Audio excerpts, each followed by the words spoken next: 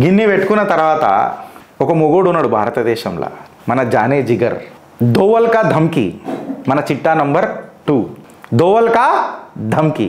భారత్ ఒక iron punch గుద్దింది, పచ్చుమని గుద్దింది, మామూలు చేతులతోనే కానీ ఐరన్ పంచ్ గుద్దింది.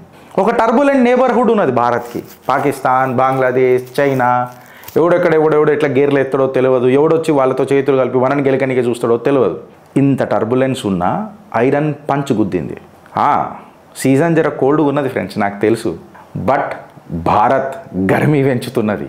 మన రాహుల్ గాంధీ అంటాడు చూడు, తప్పు బడానే కా, తప్పు బడ్ రా హై రాహుల్ గాంధీ. జబ్ మేరా ప్రధాన్ ప్రమాణ స్వీకారం చేసిండు చూడు, మే నరేంద్ర దామోదర్ దాస్ మోదీ అని, రీజన్ హాట్ అయింది. हमारा खून उबल रहा है आज, भारत का गर्व देखकर हमारा खून खुशी से उबल रहा है. ఇది కదా భారత్ అని చెప్పి ఒక్కొక్కళ్ళం ఇట్లా ఖుషి అవుతున్నాం. అది దోవల్కి ధమ్కి గురించి చెప్పగిరించి రాహుల్ గాంధీని ఎందుకు తెచ్చాను, జర ఊరియాలి కదా ఫ్రెండ్స్, అందుకేసం సారీ. ఇప్పుడు భారత్ స్టేజ్ సెట్ చేస్తుంది. సౌత్ ఏషియాలో ఒక ఫ్లాష్ పాయింట్ అయింది. బంగ్లాదేశ్ ఇన్స్టెబిలిటీగా ఉంది, పాకిస్తాన్ ఇంటర్నల్గా కొలాప్స్ అవుతుంది, చైనా మ్యారిటైమ్ అగ్రెషన్ మన మీద చూపెట్టడానికి ప్రయత్నం చేస్తుంటే నోటం పే నోటం అడికి ప్యాక్ అవుతుంది. ఇవాళ ఇండియా అఖండ నిలబడ్డది, కాన్ఫిడెంట్గా నిలబడ్డది. ఇన్ఫ్యాక్ట్ తన ప్రిపేర్డ్నెస్ని ప్రపంచ దేశాలకు చూపిస్తున్నది. ఇవాళ భారత్ రియాక్ట్ అయితలేదు, డిక్టేట్ చేస్తుంది. భారత్ డిక్టేటర్ అయింది ప్రపంచానికి. ఇది ఇట్లా కావాలి నాకు అంటే అట్లా చేయాల్సిందే. బంగ్లాదేశ్ ఒక సాఫ్ట్ ధమ్కి, దోవల్ కా ధమ్కి. సాఫ్ట్ ధమ్కి అన్న దోవల్ ఇస్తే మన Doval James Bond of India ఇస్తే అది సాఫ్ట్గా ఉండదు. National security adviser Khalil ur Rehman భారత్కి వచ్చిండు, సడన్గా వచ్చిండు. ఒక సస్పిషియస్ అరైవల్ అయింది. బంగ్లాదేశీ ఎన్ఎస్ఏ మన దగ్గరికి ఎందుకు వచ్చిండు అని అనేది ఒక పెద్ద ఉత్కంఠ నిలబడ్డది. అది కూడా ఎప్పుడు వచ్చిండు, కొలంబో సెక్యూరిటీ సమిట్ కంటే ముందు, కాన్క్లేవ్ కంటే ముందు వచ్చిండు. మనోడు బంగ్లాదేశీ సిటిజన్ కాదు, అమెరికన్ పాస్పోర్ట్ మీదకి వచ్చిండు. ఈ సీక్రెట్ సుమిత్ ఏమైంది, సడన్గా ఎందుకు వచ్చిండు, ప్రీ సమిట్కి ఎందుకు వచ్చిండు, అది కూడా మన జేమ్స్ బాండ్ అజిత్ దోవల్తో ఎందుకు కలిసిండు అని ఆలోచిస్తే చాలా మిస్టరీస్ ఉన్నాయి, ఇంప్లికేషన్స్ కూడా చాలా ఉన్నాయి. స్పెక్యులేషన్స్ ఏంది చక్కర్లు కొడుతున్నాయి స్పెక్యులేషన్స్ అంతా. ఈ ఖలీల్ ఉర్ రెహమాన్ గారు భారత్కి ఎందుకు వచ్చిండంటే, ఈ ధైర్యం చూడుండ్రి. దేశ నరేంద్రుడు ప్రధానమంత్రి ఉన్నాక, అజిత్ దోవల్ గారు నేషనల్ సెక్యూరిటీ అడ్వైజర్గా ఉన్నాక, షేక్ హసీనాని ఎక్స్ట్రాడిషన్ ట్రీటీ కోసం వచ్చిండ్రు, మీరు ఆమెని బంగ్లాదేశ్ పంపాలని. భారత్ పక్కకు జర్రా, నువ్వెంత, నీ అవకాశం ఎంత, క్లియర్ కట్గా మేము పంపము. ఇంకేమనంటే యూనిస్ గానే మా దగ్గర పంపుర్రు అని అంటారు వాళ్ళు. సీదా క్లియర్ కట్గా చెప్తున్నా, extradition of Hasina may not happen. Political prosecution లేదు, బొంగు లేదు, బంక చెక్కం ఆశపత్రి లేదు. ఇంకేమనంటే మొత్తం మీ ట్రేడ్ కొంచెమో గొప్పనో ఏదైతే ట్రేడ్ ఉందో అది కూడా బంద్ చేసి పడదొద్దాం, మేము ఆమెను ప్రొటెక్ట్ చేస్తున్నాం అని చెప్పి సీదా దోవల్ గారు చెప్పిరట. అయితే ఇది గిరీష్ ధమ్కీ అవుతుందా అని అంటే, అసలైన ధమ్కీ ఇప్పుడు ఉన్నది కదా. దోవల్ కా ధమ్కీ ఏందని అంటే, ఖలీల్ ఉర్ రెహమాన్ గారికి క్లియర్ కట్గా చెప్పిండు, రేయ్ 12 టెర్రర్ క్యాంపులు బంగ్లాదేశ్లో ఆపరేట్ అవుతున్నాయి, రంగ్పూర్ సిహెచ్టీ దగ్గర బాగా కాన్సన్ట్రేట్ చేస్తున్నారు. ఇండియా ఇమ్మీడియట్గా వాటిని డిస్మాంటిల్ చేయమని బంగ్లాదేశ్కి హెచ్చరిక జారీ చేస్తున్నది. ఇది నువ్వు చెయ్యకపోతే కోవర్ట్ డోన్ స్ట్రైక్లు అవుతాయి, cross border precision operations, surgical strikes ఖచ్చితంగా అవుతాయి.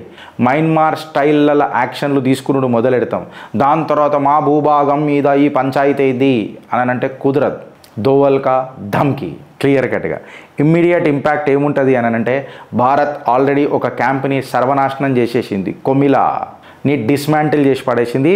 ఇంకా 11 ఉన్నాయి రెహమాన్. అగర్ నా శాంతిని చూడాలని అనుకుంటే డిస్మాంటిల్ చేయి అని చెప్పి బంగ్లాదేశ్ నేషనల్ సెక్యూరిటీ అడ్వైజర్కి భారత జేమ్స్ బాండ్, నా గర్వం అజిత్ దోవల్ సీదా ధమ్కి ఇచ్చిండు. ఈడికేని సీదా ఫ్లైట్ పట్టుకున్నాడు, కతార్ పోయిండు. ఇంటెలిజెన్స్ ప్యానిక్ అయి కూర్చొని ఉన్నది, కంప్లీట్గా ఇంటెలిజెన్స్ ప్యానిక్ అయి కూర్చొని ఉన్నది. భారత్ యొక్క ప్రెషర్కి ఒక్కొక్కడికి తడిసిపోతున్నది కింద. దోవల్స్ వర్డ్ ఏమననున్నది, సీదా యాక్షన్ అని ఉన్నది, సీదా action. Pakistani ISI foot print ఇవాళ బంగ్లాదేశ్లో ఉన్నదని మన అందరికీ తెలుసు. ఈ ఇంటెలిజెన్స్ సిగ్నల్స్ అన్ని భారత్ దగ్గర ఉన్నాయని చెప్పి పాకిస్తాన్కి తెలుసు, బంగ్లాదేశ్కి తెలుసు, కూసున్న కోన్కిస్కా గొట్టంగాడు సిఐఏకి కూడా తెలుసు. కంప్లీట్గా పాకిస్తాన్ ఆక్యుపైడ్ కాశ్మీర్ ఏదైతే టెర్రర్ హ్యాండిల్స్ ఏవైతే ఉన్నాయో అవన్నిటినీ బంగ్లాదేశ్ నుంచి ఆపరేట్ చేయడానికి ప్రయత్నం చేస్తున్నారు, వాళ్ళందరికీ ఇక్కడ షిఫ్ట్ అవుతున్నారు అన్న ఇంటెల్ భారత్ దగ్గర ఉందని కూడా వీడికి ఒక అర్థమైపోయింది. ఐఎస్ఐ ఏజెంట్లు లాంచ్ ప్యాడ్ల లెక్క ఇక్కడికి అక్కడికి మూవ్ అయితే మాకు తెలియదని అనుకోకు, మీ అవకాశం ఎంత, మీ బతికెంత, బిచ్చం బతుకులు నా కొడుకులారా మీరెంత అని చెప్పి క్లియర్ కట్గా ఇచ్చిండు. భారత్ హెలికాప్టర్ సర్వేలెన్స్ కూడా బాగా చేస్తుంది చికెన్ నెక్ దగ్గర. భారత్ హెలికాప్టర్ సర్వేలెన్స్ కూడా చికెన్ నెక్ దగ్గర బాగా చేస్తుంది. పాకిస్తానీ నావల్ ఏదైతుందో మిలిటరీ స్టీరింగ్ చేయడానికి ప్రయత్నం చేస్తుందో ఇదంతా భారత్ ముందే పసిగట్టింది. భారత్ తన అడుగు మొదలెట్టేసింది. పాకిస్తాన్ ఆల్రెడీ ఆడ దగ్గర నిజంగా చెప్పాలనంటే అది ఏం చేయకపోయినా తనంతలా తాను కరిగిపోతున్నది, ఆవిరైపోతున్నది. ఇమ్రాన్ ఖాన్ మిస్టరీ దాన్ని చంపుతున్నది. మళ్ళీ ఇది రూమరా, నిజంగానే తనను పాయిజన్ చేసిరా, లేదా ఘాతకంగా చంపినరా, లేదా ఇది ఒక కేవలం సైకలాజికల్ వార్ఫేరా? ఎందుకంటే ఆఫ్ఘనిస్తాన్ పాకిస్తాన్కి ఆకడనే నడుస్తున్నది. నిజంగా చెప్పాలనంటే పాకిస్తాన్ చాలా కన్ఫ్యూజన్లు ఉన్నది. భారత్ మాత్రం చాలా కాన్ఫిడెంట్ ఉన్నది. మీకే వస్తుందిరా, చైనాకే వస్తుందిరా సైకలాజికల్ వార్ఫేర్ ఆడు, అమెరికాకే వస్తుందిరా. ఇలా గాయ గత్తర ఎవడొరుతున్నాడు? అమెరికన్ స్ట్రాటజీ అమెరికన్లనే చెప్పిండు, అమెరికన్ లాంగ్వేజ్లోనే నా దేశ నరేంద్రుడు. మేము సీజ్ ఫైర్ చేసినాం. ఆహా అట్లనా?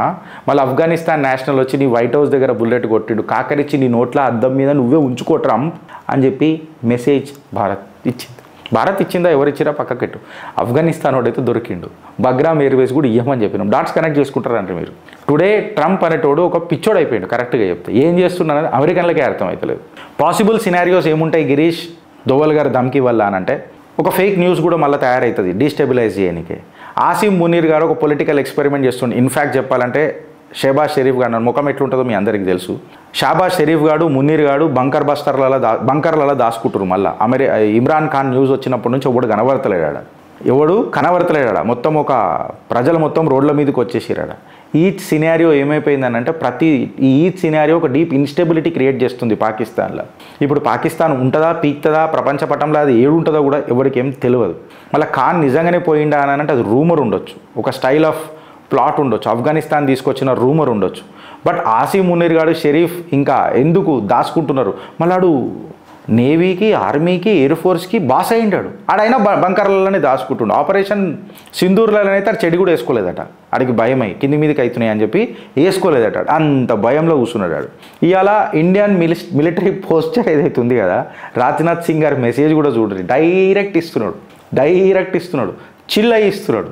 వాళ్ళకు చిల్స్ క్రియేట్ చేస్తున్నాడు. ఒక్క తప్పు నువ్వు చేసినావనుకో భారత్ మీద, నీకు కలవడ్డా నీ కళలు వచ్చి కొడతా నేను. ఇది మాత్రం నువ్వు గుర్తుపెట్టుకో. టెరిటరీ తీసుకుంటాం నా కొడక, టెరిటరీ డిటరెన్స్ చూపిస్తాం అని చెప్పి ఇలా క్లియర్ కట్గా చేసిరు.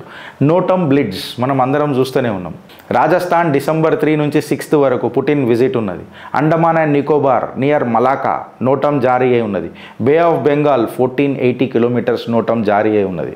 ఎవ్రీ ఫ్రంట్లో భారత్ రెడీ ఉన్నది. వెస్టర్న్ ఫ్రంట్లో పాకిస్తాన్తో రా అని చెప్పి పిలుస్తుంది. ఈస్టర్న్ మ్యారిటైమ్లా చైనాతోని దిగుతావా, దమ్ముందా, పెట్టుకుంటావా, డోక్లాం పంచులు మర్చిపోయినావా అని చెప్పి మెసేజ్ ఇచ్చింది. ఇలా సదర్న్ ఓషియానిక్ జోన్లా మిసైల్ డామినెన్స్ చూపుతున్నది. మన మిసైల్ డామినెన్స్ ఆపరేషన్ సింధూర్లో చూసుకున్నారు. ఎస్కలేషన్ ఎన్ని ఫ్రంట్లలో ఉన్నా మా ఫ్రంట్ని నువ్వు తట్టుకునే కెపాసిటీ నీకున్నదా అని చెప్పి ఇలా భారత్ హెచ్చరిక జారీ చేసింది. ఎవరు జారీ చేయగలుగుతారు ఫ్రెండ్స్ ఇట్లాంటి హెచ్చరిక? మీరు ఒకసారి చెప్పుర్రి.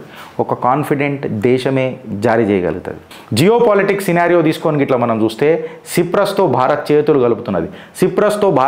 కలుపుతున్నది అని అంటే పక్కల ఉన్న టర్కీకి చెక్ వెరుతున్నది అని అన్నది అర్థం. ఇలా భారత్ రీకాలిబరేట్ చేస్తున్నది కంప్లీట్ అలయన్సెస్. టర్కీ దేశాన్ని బ్యాక్ఫుట్లో పెట్టడానికే ఏదైతే అడ్వెంచర్లు చేద్దామని చూస్తున్నావు చూడు భారత్తో, అది నడవదు రే టర్కీగా అని చెప్పి క్లియర్ కట్గా ఒక మెసేజ్ ఇస్తున్నది. ఖతార్ యాంగిల్ గిట్లా మనం తీసుకొని చూస్తే ఇలా నేషనల్ సెక్యూరిటీ అడ్వైజర్ ఉరికిండు. ఏం దూరా నాయన నాకు చెప్పుర్రి, నాకు అసలు సమజైతలేదు అని. ఇక్కడ అమెరికా వాడు ఉంటాడు ఖచ్చితంగా, వెస్టర్న్ ఏషియన్ ఇంటెలిజెన్స్ కూడా ఖచ్చితంగా అక్కడ ఉంటుంది.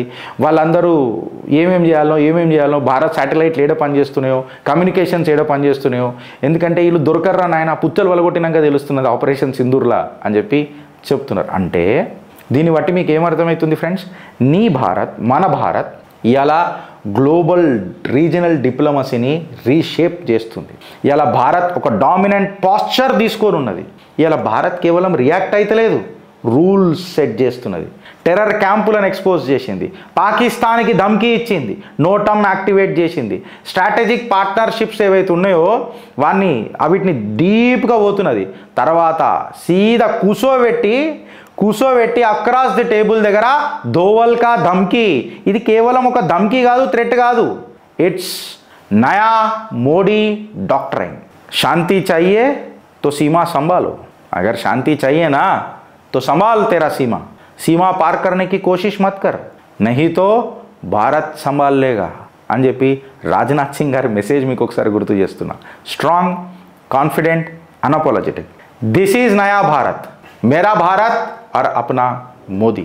भारत माता की जय.